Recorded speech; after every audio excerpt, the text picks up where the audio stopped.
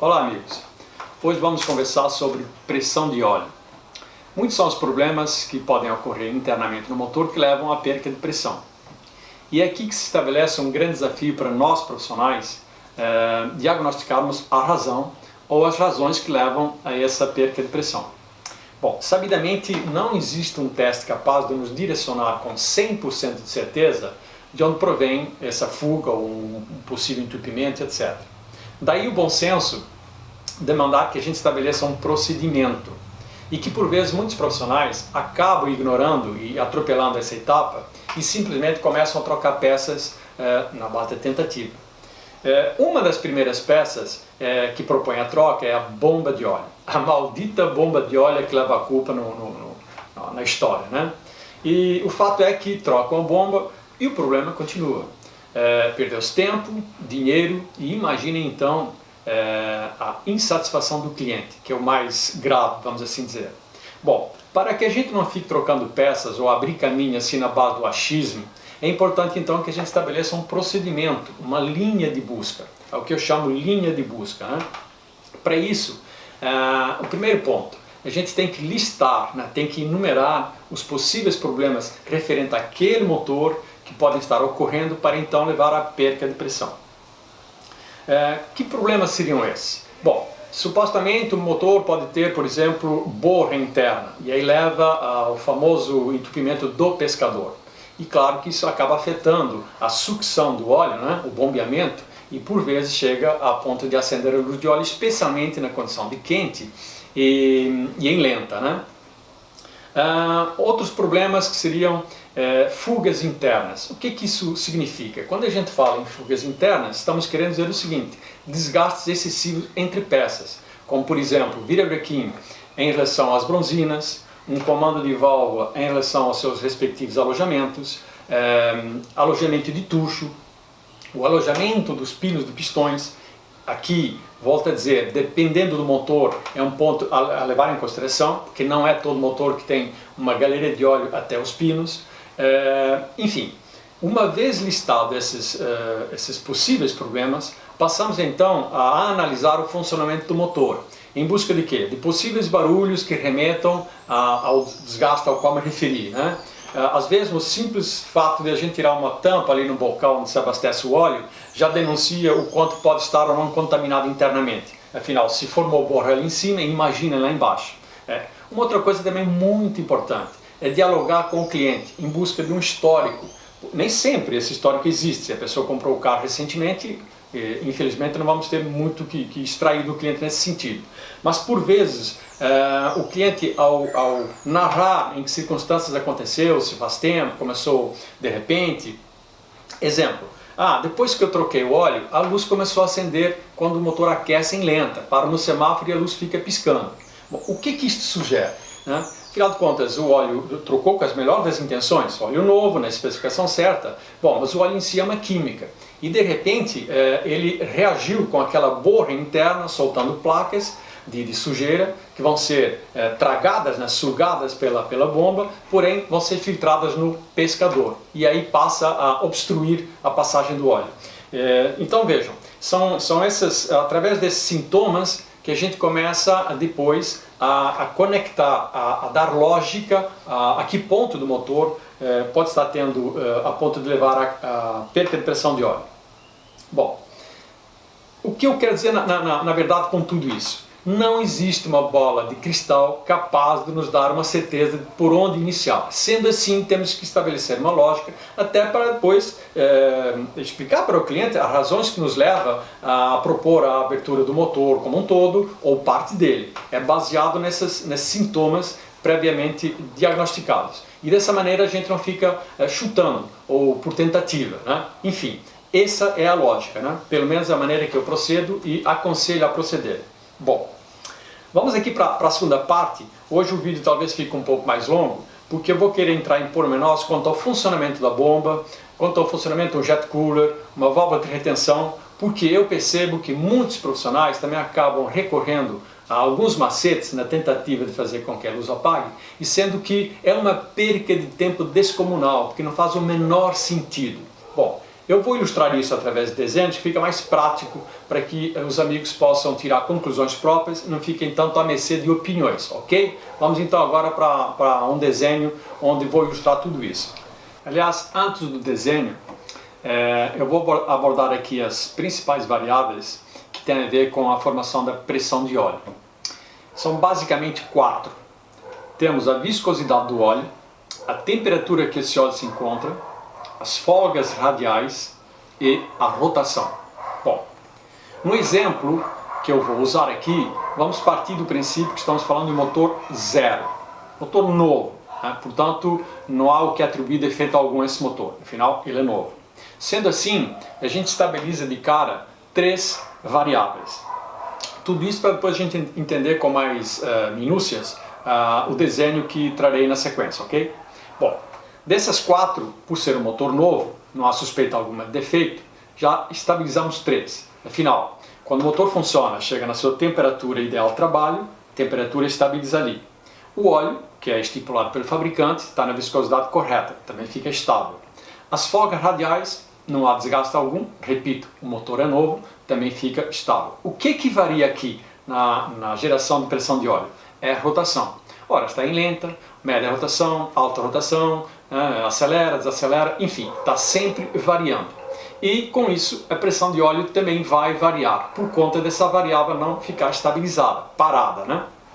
Bom, e é aqui que entra a compreensão de como a bomba funciona. Vamos então ao desenho, ok? Bom, a primeira coisa que eu quero deixar bem claro aqui é de que não se apeguem aos números que eu vou usar aqui no meu exemplo, porque são números hipotéticos, embora próximos à realidade, mas por favor, não se apeguem a esses números aí para que ninguém me cobre depois, ok?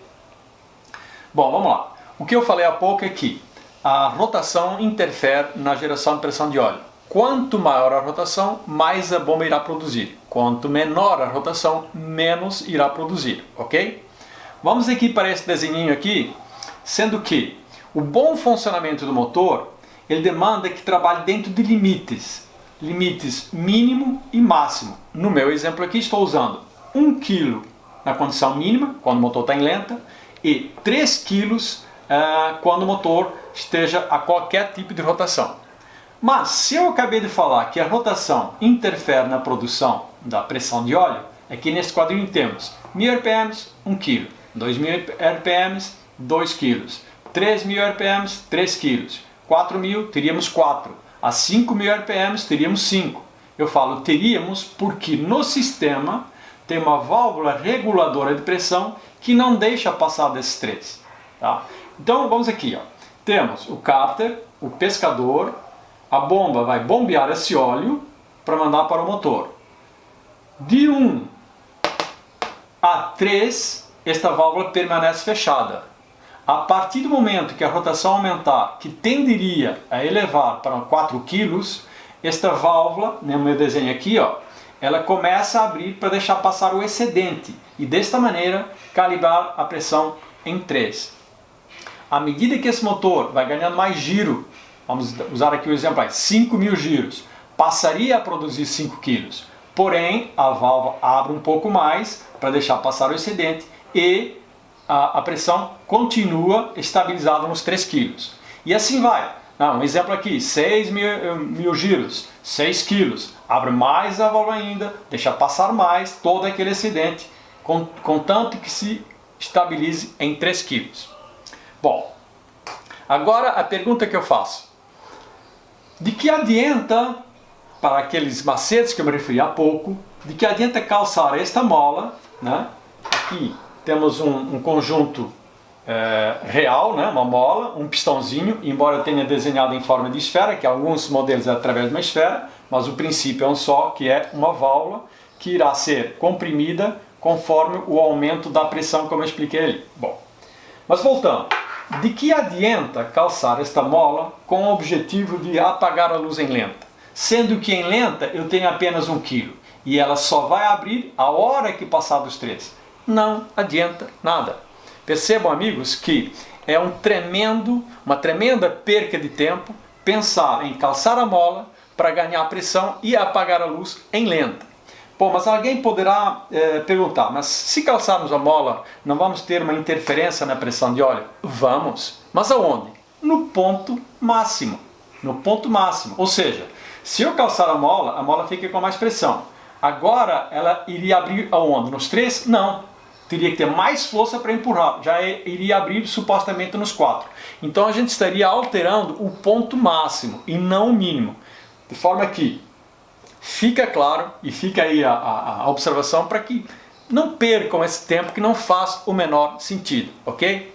Bom, se a gente ainda exercitar um pouco mais a linha de raciocínio aqui, imagine um motor que já tenha rodado uns 150 mil, 130, 200, enfim. Quantas vezes essa mola foi acionada? Milhares de vezes. O que poderá ocorrer? Vai dando fadiga. Quando ela obter essa fadiga e, portanto, perde pressão, vai acontecer que, ao invés de abrir os 3, começa a abrir uns 2,5, por exemplo. Só que aqui tem um detalhe. Quando a pressão cai abaixo de 1, a gente recebe um aviso no painel, através da luz indicadora de pressão.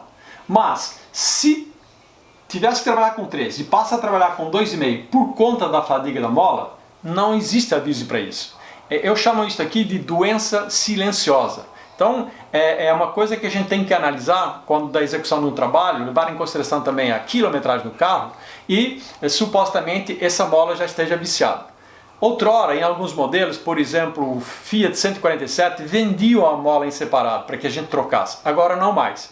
E às vezes implica em trocar uma bomba por conta dessa suposição, levando em consideração o quanto ela já trabalhou, o quanto ela em termos de pressão de mola. É claro que a bomba também deve ser analisada em matéria de folgas, né?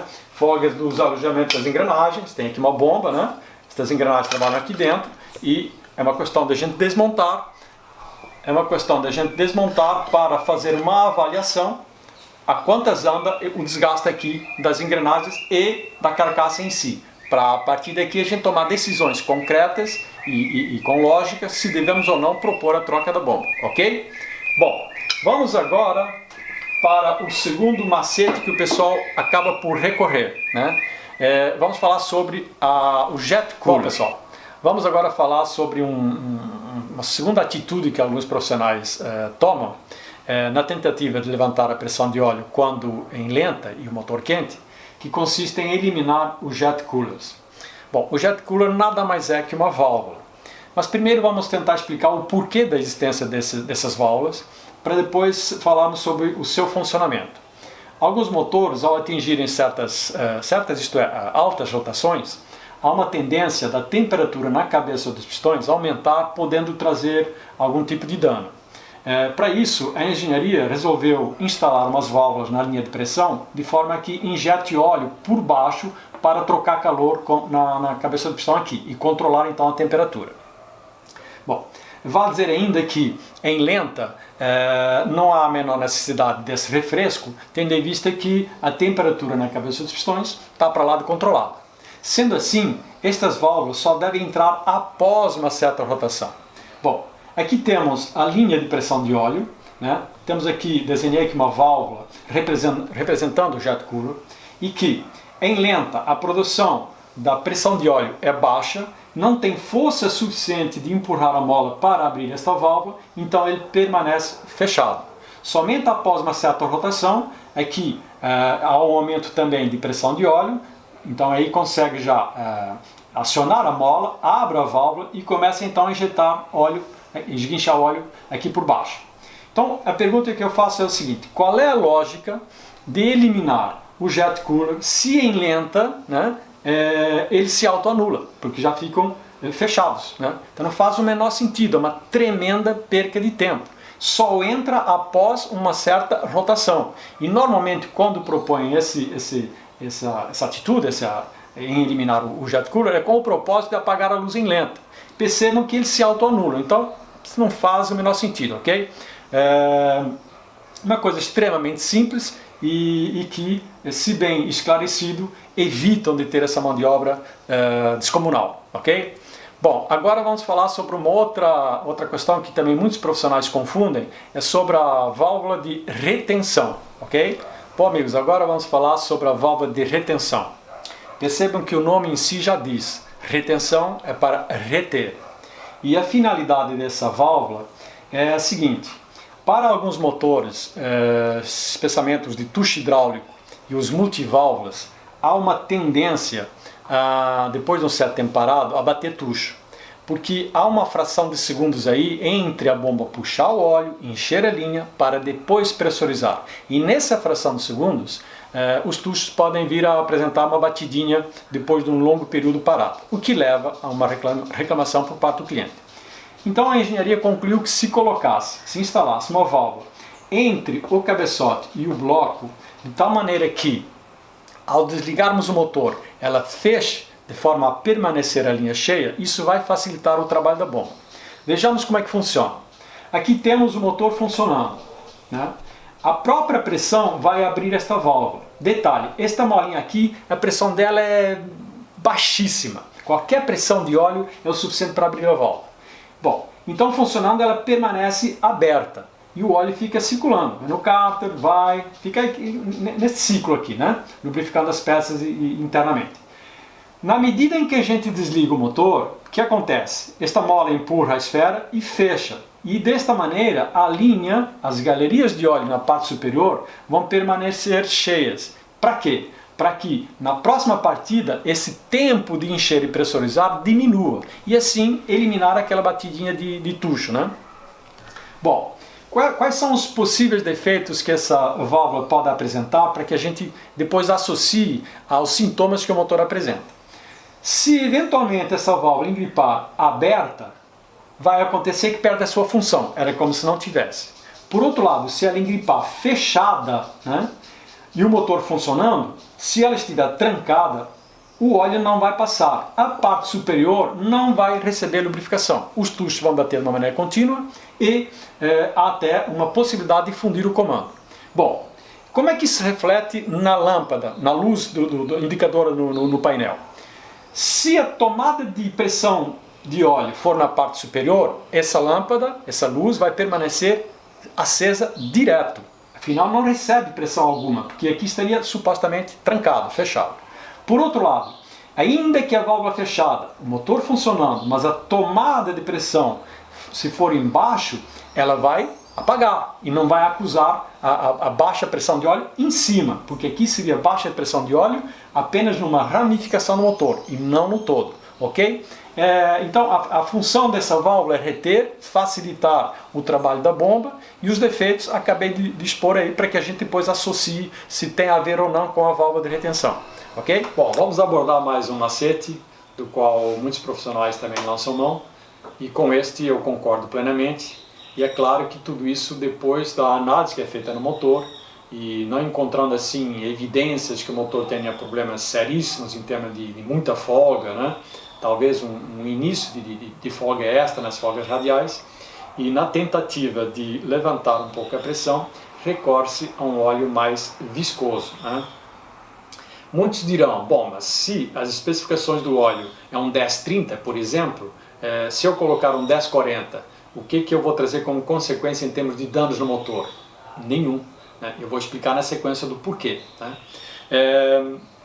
O motor ele acaba por consumir parte da energia que ele produz para tocar um compressor de um ar-condicionado, a bomba d'água, um alternador, a direção hidráulica e, claro, para bombear o óleo.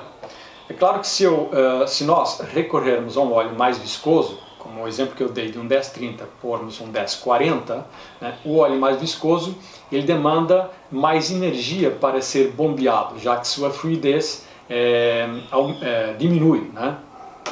Bom, então, de uma maneira consciente, eu sei que posso estar comprometendo um pouco a eficácia, ou seja, roubando um pouco da energia que o motor produz, mas sei que isso não traz danos na parte interna.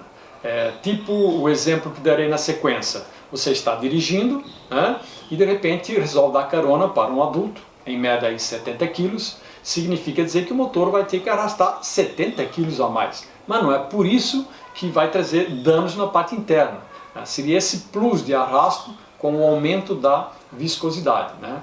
E é claro que a gente lança a mão dessa ferramenta em condições específicas. Supostamente o motor já tem umas folgas ligeiras que sejam, a mais do normal, e que podem ser compensadas com um óleo de viscosidade maior. Então a gente teria uma sobrevida a esse motor de uma maneira consciente, sem trazer dano algum para o motor, ok?